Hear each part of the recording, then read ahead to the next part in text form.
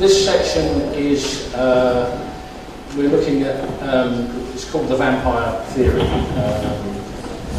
In this section we're discussing the origins of Highgate's vampire mythos and really asking, does the theory that the Swains Lane ghost is really a vampire, have any substance?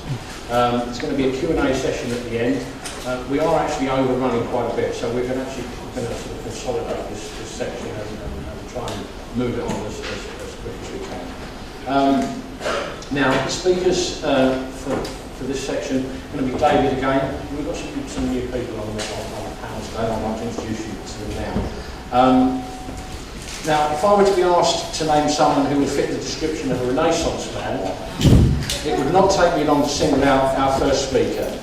John Kaneko James is a man of many talents. Professional tour guide at London's Globe Theatre, professionally published children's author, public speaker and lecturer, and a scholar with a long interest in historical paranormal phenomena, with the emphasis on this phenomena being real events and happenings to those who reported them rather than simply myth or folklore. John has recently completed a full-length book on the historical accusers of witchcraft practices called Season of the Witch, which will be published next year. John has a great interest in medieval ghost stories, and today will be bringing his not inconsiderable knowledge of English revenants to the subject of the Highgate Vampire phenomenon. Patricia Langley, I'm going to call you Patsy. Yes, yeah. I'm very pleased to introduce Patsy, a chartered accountant by day. When the day job is over, you become a completely different person. Yes. A long-standing historian of the Highgate area with a deep interest in pre-Raphaelite poets and painters, spiritualist medium, and a published author of several books, including the critical Highgate Vampire Casebook and regional books on Middlesex ghosts and hauntings. Patsy has degrees in Earth Sciences from Kingston University and Humanities from Brunel, and some of her many interests regarding the paranormal are the subject of ley lines and their possible connection with the occurrence of psychic phenomena, which he's going to apply to the Highgate case today. And finally, Dr. Jacqueline Simpson is an internationally acclaimed expert on European folklore. She has served on the committee of the Folklore Society since 1966 and is a former editor of the Folklore Journal, also a former society secretary and president. Dr. Simpson is the author of numerous books, including Icelandic Folk Tales and Legends and the Folklore of Sussex, and has also written a number of volumes in collaboration, including the Folklore of Discworld with the late Ted Batchett, and the Oxford Dictionary of English Folklore with Steve Rowd, and the Law of the Land with Jennifer Westwood. And the material from this book, examining the Highgate phenomenon from a sociological viewpoint, that Dr. Simpson is here today to present. Can you please welcome our panel?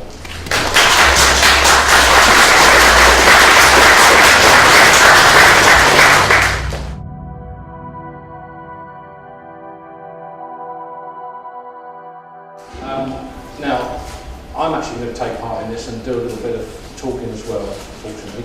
And I'm going to kick this section off with really to establish that the idea that the primary vampire narrative in connection with the Highgate case originates from the writings of Sean Manchester, and that his first claim to its nature can be dated to 1970. Now, some of you may be wondering why Mr. Manchester is not here today to discuss and defend what he describes in his book. So I've been asked by the symposium organisers to point out that post his appearance in an episode of the Canadian television series The Conspiracy Show, which was broadcast on April Fool's Day 2011, Mr. Manchester declared that he would no longer be willing to contribute any further media interviews about the Highgate Vampire case, and that he feels that everything there is to say about the case has been said. He also maintains a policy of refusing to contribute to any projects which involve David Farrant, thus negating the possibility of involving him in this. Okay. Now, I'm going to talk a little bit about, I've entitled this short talk that I'm going to talk about, I've called it In Bed with the Vampires, for reasons which will become apparent very soon. So if we wind back the clock 40 years or so, we would find that the world of paranormal investigation is very different from that which we encounter today. In the early 1970s, a handful of people were involved with presenting the subject of psychic research and ghost hunting to the public at large. One of those was the writer and broadcaster Peter Underwood, author of over 50 books, who died in November last year at the age of 91. Long-standing member of the Society for Psychic Research and president of the Ghost Club for over 30 years, Peter Underwood is well known for his interest in high-profile cases such as the famous Morley Rectory and the haunting of Langdale Church in Essex. Other sites which became particular touchstones for him over the years include the Grenadier Pub near Hyde Park Corner, the Queen's House at Greenwich and the Hampton Court Palace. Now, as well as spontaneous cases and hauntings, he also plays an important part in the public presentation of what particular aspects of the Highgate vampire phenomenon. And this is what I'm briefly going to cover here, Peter's involvement in the Highgate case. Now, Peter Underwood was most at home in the haunted landscape of England. He had a great knowledge of haunted houses and stately homes and visited many of them over the years, both privately and on outings with Ghost Club members. Another favourite place was London, with its history and its ghost stories and haunted places. It was a city that Peter Underwood knew, where he worked and he loved all of his life. Now, in January 1964, he gave an illustrated lecture entitled Haunted London at the College of Psychic Science, the headquarters of the old London Spiritualist Alliance in Queensbury Place, where years before Harry Price had carried out seance experiments with mediums such as Rudy Schneider and Helen Duncan. The college had an amicable relationship with Underwood's Ghost Club, publishing accounts of the club's meetings and activities, and a lengthy article based on his talk appeared towards the end of the same year in the college's long-running journal called Light. It was a whistle-stop tour of the capital's most famous haunted sites, including the Tower of London, Berkeley Square, Theatre Royal Drury Lane and St Paul's Cathedral's Kitchener Chapel. But here, given its prominence in some of the author's later writings, Highgate Cemetery is almost conspicuous by its absence at this time. But subsequent events, including the sensationalist media attention already described by Redmond earlier on, would ensure that this was to change. Now, by the early 1970s, several years on from his College of Psychic Studies lecture, Peter Underwood found himself in an entirely different situation from the one he pursued throughout the 1960s. He had left the publishing firm of Dents, where he had worked for over 25 years, and was now carving out a career as a full-time writer and broadcaster, focusing specifically, but not exclusively, on ghosts, hauntings and the occult. Early books included biographies of Boris Karloff and Danny LaRue. A long friendship with Ghost Club Vice President Paul Tarbury, himself a prolific and successful novelist and scriptwriter, and importantly commissioning editor for the Souvenir Press's Frontiers of the Unknown series, had enabled his debut title, A Gazetteer of British Ghosts, which had languished in manuscript for years, to be dusted off and successfully issued in 1971. Harrop had released Into the Occult in 1972, and The Ghosts of Borley, a Tarbury collaboration that had stalled for various reasons in the mid-1950s, and also finally saw the light of day through David and Charles the following year.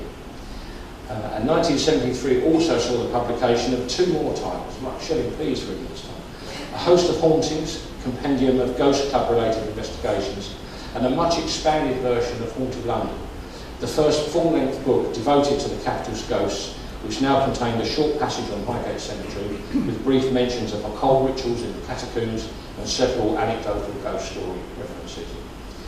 But 1974, though, was the year that vampires and vampirism were to enter Underwood's career in more than just a superficial way. In February, he was invited to take part in the BBC's forthcoming documentary, The Dracula Business, and was interviewed on camera by presenter Dan Farson, great nephew of Bram Stoker, who was then in the throes of writing a biography about the famous author of Dracula. Although this interview was ultimately cut from the final broadcast, a subsequent Ghost Club meeting later in the year was devoted to the subjects of vampirism, and publisher Leslie Fruin, who had issued both A Host of Hauntings and his Horror Man Karloff biography, took the step of commissioning a new book, the somewhat curiously titled The Vampire's Bedside Companion. Fruin was a publisher with an eye for catchy titles which reflected the somewhat sensationalist material they were inclined to release. Lurid true crime cases were a favourite, while Underwood's own Host of Hauntings was subtitled A Shuddersome Book of Ghosts and Ghostly Adventures. I knew Peter personally for several years. I'm currently in the process of cataloguing a not insubstantial archive of papers and material connected with his paranormal work, which was passed on to me a few years ago. Looking through his surviving correspondence from this period as I now have, it is clear that this new project was a difficult one. Underwood's brief was to supervise the presentation of vampirism in both fact and fiction, acting as commissioning editor for several new vampire stories, as well as compiling accounts of alleged real-life cases of vampire-like activity. Now, some aspects were already served by highly suitable personal experiences. Several years before, Underwood had corresponded with and had eventually met Montague Summers, the eccentric self-styled priest whose published works included volumes on vampires, witches and werewolves. Summers had presented Underwood with a curious talisman during a meeting in Richmond, which he claimed had been used to combat a vampire outbreak in Hungary many years before, and a brief account of the relic found its way into the bedside companion book. Now, where the fictional side of the book was concerned, 4 new tales were ultimately written, and Underwood was served well by an old boy network of friends and acquaintances. He himself contributed one story under the pseudonym of Peter Allen, a nom de plume which had been used on a number of short essays and stories in his youth. His son-in-law, Crispin Darby, wrote another. Richard Howard, former Ghost Club secretary, also obliged, as did author James Turner, an old friend of several years' standing who lived in the old rectory cottage at Borley in the late 1940s. In a similar vein, associates such as Dan Farson, Paul Tarbury and Robert Aikman were also approached for material for the non-fiction side of the new bedside companion. But here the ride was not so smooth or as straightforward. Devendra Varma was able to contribute a short standalone essay on the genesis of Stoker's Dracula, but pressure of work made it difficult for Tarbury, a major asset with much original material untranslated from his native Hungarian, to assist wholeheartedly with the project, and his sudden death following a Ghost Club meeting on the 9th of November 1974 was a great shock and personal loss. Aikman and Farson were similarly engaged on projects of their own, with the result that much of the material had to be collated from disparate sources. Underwood's own material comprises an attempt at a psychoanalytical analysis of the vampire myth, a collection of hauntings with vampire-like tendencies, and a brief overview of Eastern European vampire history. Apart from a brief opening chapter, accounts of alleged vampire activity within Highgate Cemetery was another area that Underwood was happy to delegate to another contributor. That person was Sean Manchester, who had featured in local newspaper articles concerning paranormal activity in the cemetery at the beginning of the decade, as we've already established, and who ultimately contributed a lengthy 14,000-word narrative occupying a total of 40 pages of the finished book. It is here, through the conduit of Underwood's book, that accounts of an alleged predatory corporeal vampire active in modern-day London are given both a platform outside of the local press, as well as a distinct sense of respectability. As editor, Peter Underwood prefaces Mr. Manchester's account by saying, quote, "Ever since I became aware that Highgate Cemetery was the reputed haunt of a vampire, the investigations and activities of Mr. Sean Manchester commanded my attention." And he goes on, "I became convinced that more than anyone else, this psychic consultant and president of the British Occult Society knew the full story of the Highgate vampire." According to Sean Manchester's narrative, published in the Bedside Companion, this full story included nighttime attacks by vampiric presences, episodes of supernatural somnambulism, as well as an encounter with and a banishment by ritual exorcism of an undead creature. Photographs are also included to support the account of the investigation, including one of a young woman with what are intimated to be bite marks on her neck. A troubled project, The Vampire's Bedside Companion was finally published in early 1975. That the author was outside his comfort zone of ghosts and haunted houses is shown by a number of uncharacteristic mistakes regarding the factual information presented, as well as proofing errors missed by both author and publisher. Bernard Davies, one of the founders of the Dracula Society, who Underwood had met during the filming of Farson's BBC programme, was one correspondent who wrote highlighting historical errors. Underwood's own introduction to the Highgate affair was also dogged with confusion due to its reliance on inaccurate press reports and newspaper accounts of the period. It is difficult to say how the phenomenon of what we now describe as the Highgate vampire would have evolved if Peter Underwood's Bedside Companion had not appeared in 1975. Although later publications have expanded considerably on what appears here in connection with Highgate Cemetery, it remains an important milestone in the chronology and evolution of the case. What is critical and significant is that the division between the fiction and non-fiction articles fell after the inclusion of Mr. Manchester's narrative and not before it, the vampire fiction being placed at the end of the book. It is also important to state that of all Peter Underwood's writings, the inclusion of Sean Manchester's Highgate Vampire in Vampire's Bedside Companion remains the most fantastical and controversial material that Underwood himself was ever to associate himself with. That's what I'd like to just say. Obviously, Peter Underwood's book is just one approach to the subject of vampires. So is there any other credible support for any physical reality underpinning folkloric ideas about vampires and reanimated dead? And I'm going to now pass over to our first speaker, John Kincaid-Jones. Oh, thank you.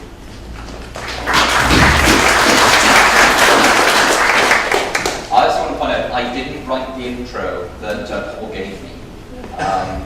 And that I'm very honoured to be on this panel. I feel a little bit like I'm here to talk about my fantasy football team while sort of sitting next to Mario Balotelli and Arsene Wenger. But with that in mind, I write about social history and I've got a very big interest in social history.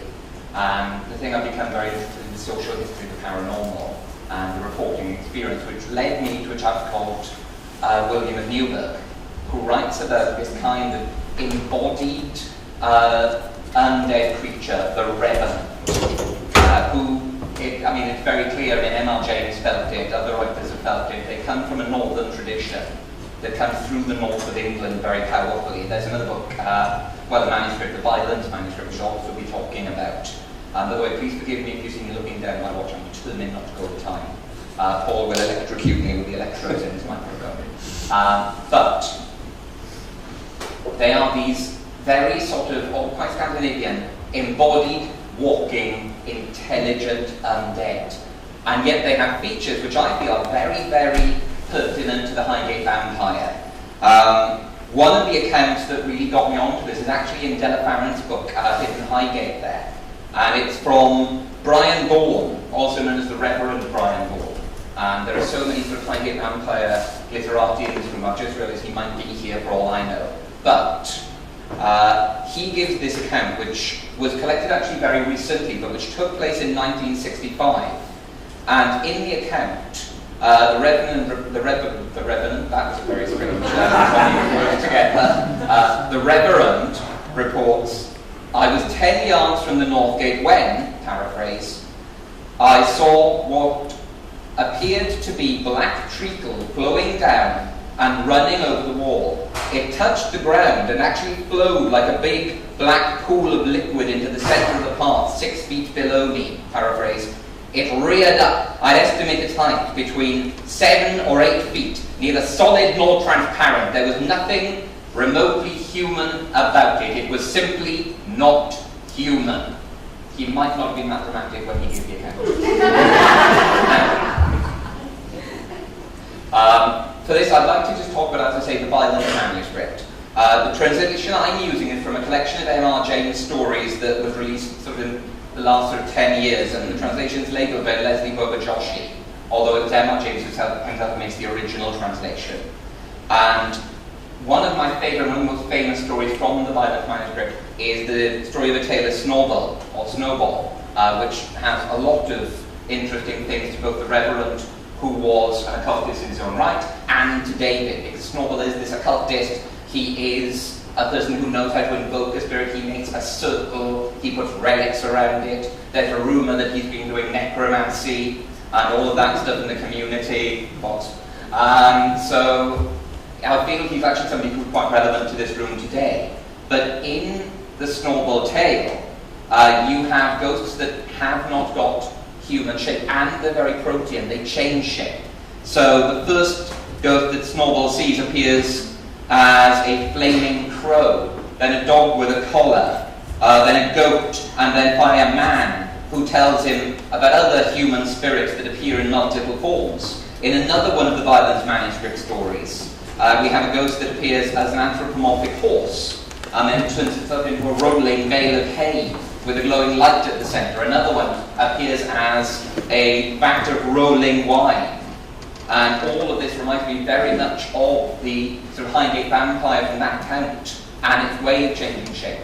and very much of the account of Vipos from 1971 during the conjuration, where the quote I've got from Della's book is that a writhing black shadow was seen in the summoning triangle. And so I think that's something that is very interesting. And even about the appearance, about, for example, the theory right at the beginning that Redmond spoke about, Della's theory, that although we have the monk ghost and we have the top hat ghost, that by kind of the ideas of the English Revenant, these are not necessarily either exclusive or representative in any way of how that person might have appeared in life.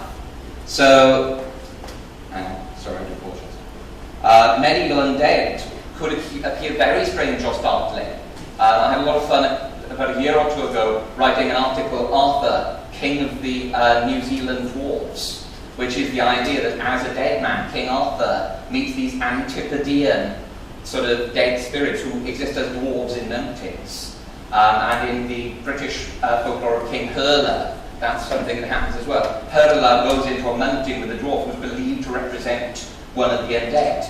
Well, not undead, one of the dead. And Giraldus Cambrensis writes something very similar taking place in my native Swansea. I didn't go looking.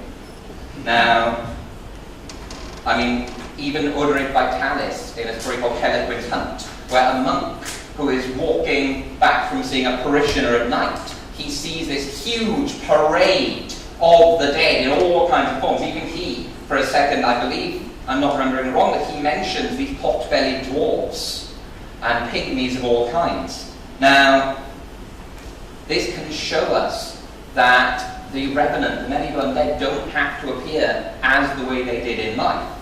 Also the facelessness. There's one account from the youth hostel in Highgate that had a chap named Smith or Smythe, I'm not sure how to pronounce it, from 1968 to 1970, which describes an entity with an orange glowing face that is essentially though featureless. And again, that reminds me very much of the Violence manuscript, where we have a faceless revenant who's being punished for murdering a pregnant woman, appearing in the shape of a bullock without mouth, eyes or ears. No matter how he is sworn to confession, he will not be able to speak. Even when revenants do appear as humans, they don't necessarily appear as the human they were in life. In the Violence manuscript, you have one revenant appearing in the form of a hunter. It's strongly implied, at least in the two versions I've read, that he doesn't look the way he did in life. He looks like a hunter, but not necessarily himself. And in Oderich Vitalis, his account of Helequin's Hunt, again, he meets his own brother, and he does not recognize his brother until the man introduces himself. Now, the figure is supposed to be in armor, but again, this is his brother's armor. You'd think that he would know the person, unless there was some deliberate transmogrification, some kind of reskinning of the person in order to make them less recognizable. And even in other Revenant stories, we see Revenants who appear in forms that kind of represent them in life, and they represent who that person was in life and their station. So we have the Lanercost chronicles, no, not the right one, a Cistercian tale collected by Jean-Claude Smith, talks about knights appearing in full armour to their mistresses after death. Now, presumably, unless they died in war, they died somewhere other than in full armour, and even then the accounts describe people with their hunting hawk and their full regalia, very ceremonial things. Even if you're killed in armour of war, I doubt you have your falcon with you. I mean, that's like me taking my PlayStation back. It's not going to happen. And as to the physicality of these things, now, the physicality of the medieval undead is, again, very routine. So you have the account of, again, the Lanercost chronicles. No, it's not. It's, wait, it's, one split second. Anyway, it's the Abbot of Burton, Geoffrey of Burton, and he describes two peasants who stole from the monastery of St. Morwenna, and they appear after death in their full physical form, and they're carrying sticks and their own coffins on their shoulders, and they're running around the community, battering on the walls of people's houses and attacking them and beating them up with sticks, you know. You have Walter Mapp, who describes a certain evil Welshman who appears somewhere in Hereford. Evil Welshman is again very physically violent and attacking people within the community. And it's actually one of the most kind of standard vampire deaths in all of Revenancy. Not that I think that's particularly relevant, because I believe he does eventually get trapped back in his grave and his head is lopped off by some heroic knight. But the physicality of the Revenants does appear very much in accounts of the Highgate Vampire. The one that strikes me the most is the poor girl, the poor nurse that David talked about, who was walking to Whittington Hospital in 1971. It proclaims the idea of the Highgate Vampire walking through fences, but it doesn't. I mean, in these accounts, especially the clerical accounts, collected sort of to prove saint lives and miracles, although the dead do show signs of physicality, they show that they are the dead by vanishing. That is one of the ways they show, I am undead, I'm not a guy you met on the street, I am not dreaming, you are seeing me, I'm going to vanish. And you get that in the hagiographies and the saints' lives a lot.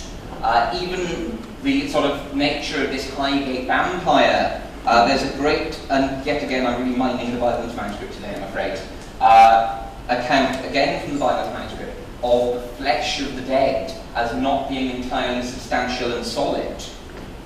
And there's another line. A certain woman caught a kind of ghost and carried it on her back into the very house in the presence of a group of people, one of whom recounted that he saw the woman's hands plunge deep into the flesh of the thing, as if its flesh were rotten and not solid, but like a phantasm. Now, I don't want to make any definitive comments, I don't think that's possible, but I think that's a very big tie between the Highgate Vampire and Revenants, and I think it's possibly one of the things that's made it a very interesting thing to people to this day. It's not a standard Victorian ghost story that we can forget.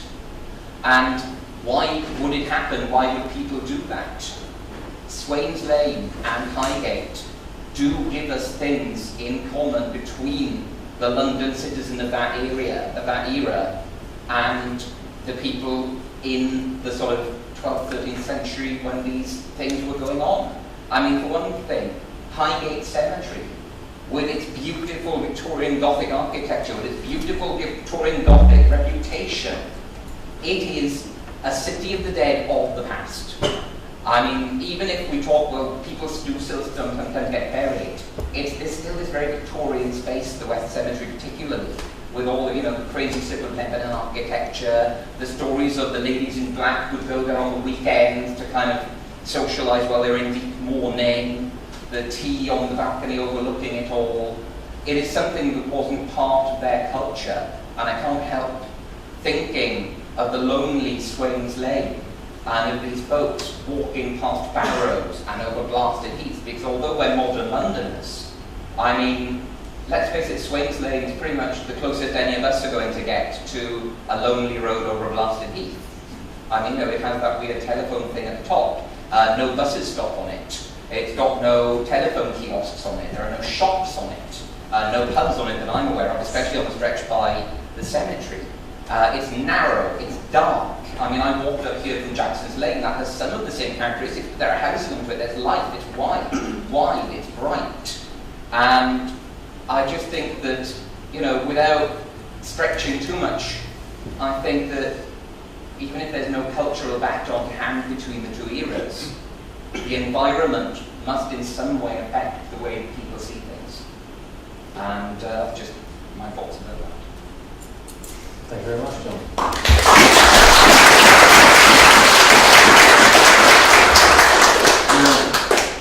Now, I'm going to bring this slightly back to David now, and sort of bring in a little bit of what we talked about earlier with the Big London book.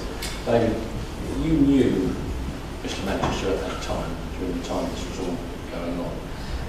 The photographs in the book of the with the girl with the bite marks. I mean, you did some investigation. I believe it went up there before. I No, it was up there before. I didn't see it. There it is. Yeah. You got some. You had some research.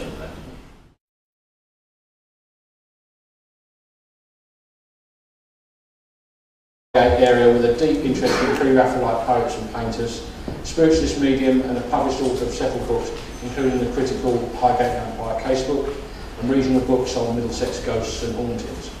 Patsy has degrees in Earth Sciences from Kingston University and Humanities from Brunel, and some of her many interests regarding the paranormal are the subject of ley lines and their possible connection with the occurrence of psychic phenomena, which is going to apply to the Highgate case today.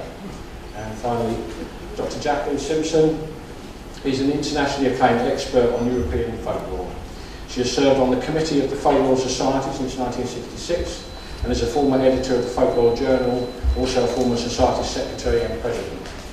Dr. Simpson is the author of numerous books, including Icelandic Folk Tales and Legends and the Folklore of Sussex, and has also written a number of volumes in collaboration, including the Folklore of Discworld with the late Ted Batchett, and the Oxford Dictionary of English Folklore with Steve Rowd, and the Law of the Land with Jennifer Westwood. And the material from this book, examining the Highgate phenomenon from a sociological viewpoint, that Dr. Simpson is here today to present. Can you please welcome our panel?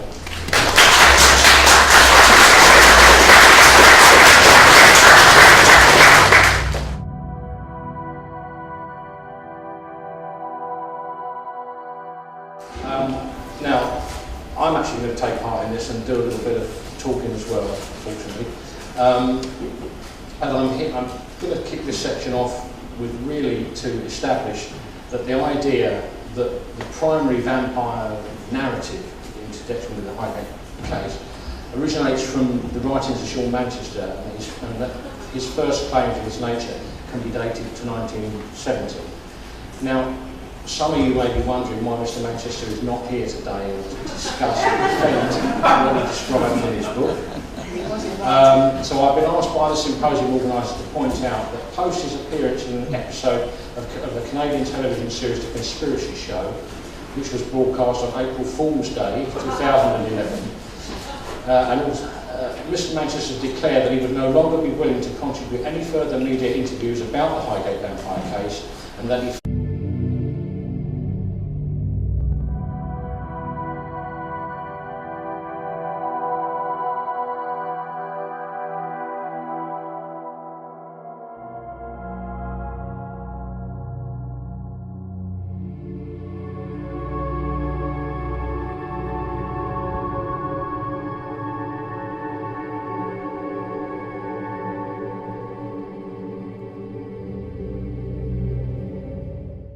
This section is, we're looking at, it's called the vampire theory.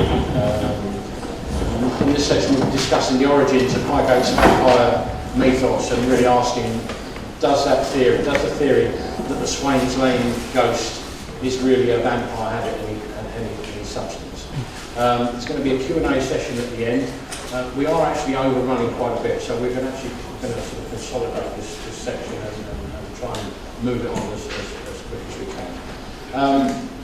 Now, the speakers for this section are going to be David again. We've got some new feels that everything there is to say about the case has been said. He also maintains a policy of refusing to contribute to any projects which involve David Farrant, thus negating the possibility of involving him in this plan. Okay. Now, I'm going to talk a little bit about, I've entitled this short talk that I'm going to talk about, I've called it In Bed with the Vampires, for reasons which will become apparent very soon. So if we wind back the clock 40 years or so, we would find that the world of paranormal investigation is very different from that which we encounter today. In the early 1970s, a handful of people were involved with presenting the subject of psychic research and ghost hunting to the public at large. One of those was the writer and broadcaster Peter Underwood, author of over 50 books, who died in November last year at the age of 91. Long-standing member of the Society for Psychic Research and president of the Ghost Club for over 30 years, Peter Underwood is well known for his interest in high-profile cases such as the famous Morley Rectory and the haunting of Langenhoe Church in Essex. Other sites which became particular on the panel today, I'd like to introduce you to them now. Now, if I were to be asked to name someone who would fit the description of a Renaissance man, it would not take me long to single out our first speaker. John Kaneko James is a man of many talents. Professional tour guide at London's Globe Theatre, professionally published children's author. public speaker and lecturer, with the, and a scholar with a long interest in historical paranormal phenomena, with the emphasis on this phenomena being real events and happenings to those who reported them rather than simply myth or folklore. John has recently completed a full-length book on the historical accusers of witchcraft practices called Season of the Witch, which will be published next year. John has a great interest in medieval ghost stories, and today will be bringing his not inconsiderable knowledge of English revenants to the subject of the Highgate Vampire phenomenon. Patricia Langley, I'm going to call you Patsy. Yes, okay? I'm very pleased to introduce Patsy, a chartered accountant by day. When the day job is over, you become a completely different person. Yes. A long-standing historian of the Highgate